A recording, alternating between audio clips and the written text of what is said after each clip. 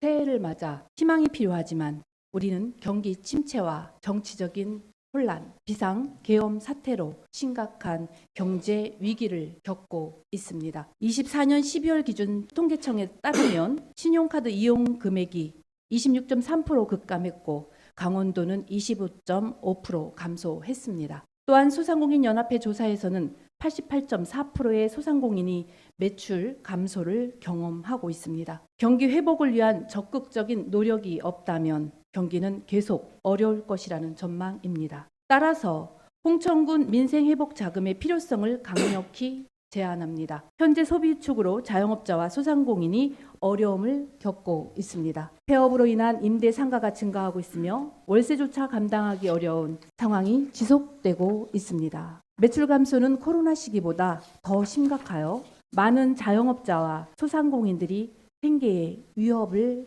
받고 있습니다. 이들의 어려움은 단순한 걱정이 아니라 우리가 직면한 현실입니다. 자영업자와 소상공인은 우리 사회의 중요한 원동력입니다. 이들을 지원하고 보호하는 것이 필요합니다. 그러나 고용 불안정성이 커지면서 주민소득이 감소하고 이는 다시 소비를 줄이는 악순환을 초래하고 있습니다. 이런 상황은 서민 경제에 깊은 타격을 줄 뿐만 아니라 지역 경제와 사회 안정성을 위협합니다. 존경하는 박영록 의장님과 동료 의원 여러분, 신영재 군수님과 공직자 여러분, 정읍시는 비상계엄 여파로 인한 소비 위축을 막기 위해 민생지원금을 지급하고 군산시는 민생회복 지원 대책을 발표했습니다. 광명시는 소비촉진지원금을, 김제시는 민생회복 지원 대책을 발표했습니다. 경북 자치도는 도민 전체에게 일정액 지원금 지급을 검토하고 있습니다. 특히 정읍시의 민생회복 지원금 규모는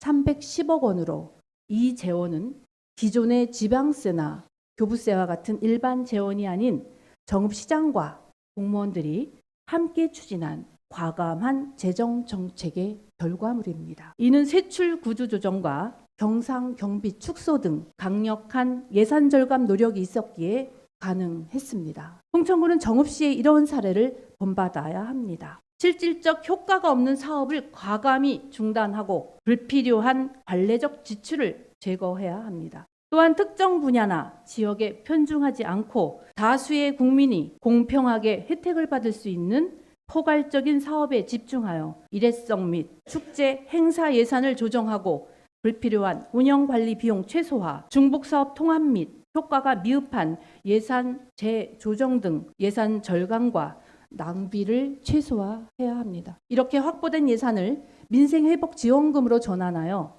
금융지원, 세금 감면, 임대료 지원 등 주민 맞춤형 정책을 추진함으로써 지역 경제를 활성화하고 주민들의 생계를 안정시킬 수 있습니다. 경기 침체가 장기화되면 소득 감소, 소비 위축, 자영업자와 소상공인에 대한 심각한 타격, 실업률 증가 등 여러 가지 부정적인 영향이 불가피하게 발생될 것입니다.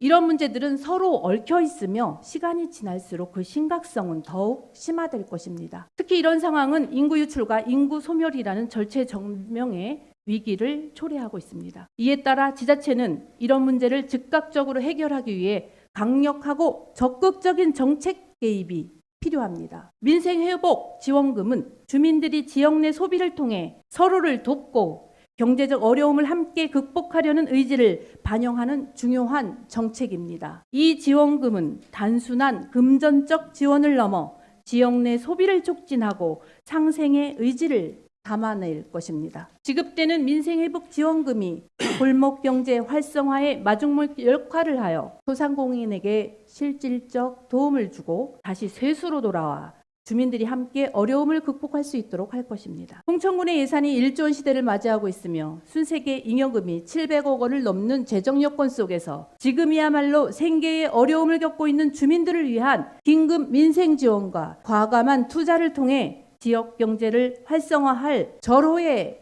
기회입니다. 지금이 바로 행동할 때입니다. 어려운 시기에 우리는 함께 힘을 모아 이 난관을 극복해야 합니다. 더 나은 홍천군을 만들어 나가기 위해 신영재 군수님과 공직자 여러분의 지지와 협조를 간곡히 부탁드리며 우리 모두의 지혜가 모여 더 밝은 홍천군의 미래를 열어가기를 소망합니다.